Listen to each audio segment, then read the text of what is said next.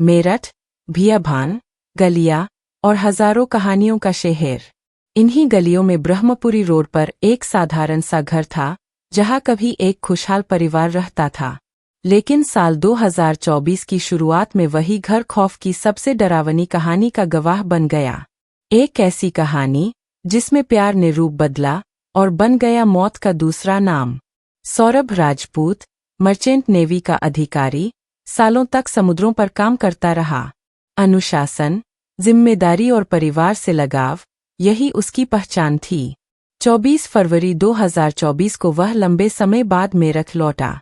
Suitcase में बेटी के लिए तोहफे थे और दिल में पत्नी मुस्कान यादव उर्फ मुस्कान रस्तोगी के लिए प्यार। बाहर से वे एक आदर्श परिवार लगते थे, मगर भीतर सब बिखर चुका था। सौरभ को क्या पता था कि जब वह दूर था, मुस्कान की जिंदगी में कोई और आ चुका था। साहिल शुक्ला, शहर का एक जिम ट्रेनर। जो रिश्ता दोस्ती से शुरू हुआ, वह पागलपन में बदल गया। दोनों एक दूसरे के बिना नहीं रह सकते थे। रास्ते में एक ही रुकावट थी, सौरभ।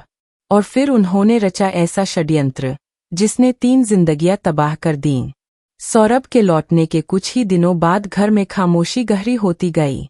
पड़ोसी झगड़ों की आवाजें सुनते थे और फिर अचानक सौरभ गायब हो गया। मुस्कान ने कहा, वो दिल्ली गए हैं काम से। उसकी आवाज स्थिर थी, मगर आंखों में छिपा डर साफ झलक रहा था। कई दिन बीत गए, कोई खबर नहीं। आखिर सौरभ के परिवार ने पुलिस में शिकायत दर्ज कराई। जब पुलिस घर पहुंची, सब कुछ सामान्य दिखा, सिवाय एक कोने के कमरे के। वहां पड़ा था एक बड़ा नीला प्लास्टिक का ड्रम, जो सीमेंट से बंद था। अंदर से अजीब सी बदबू आ रही थी।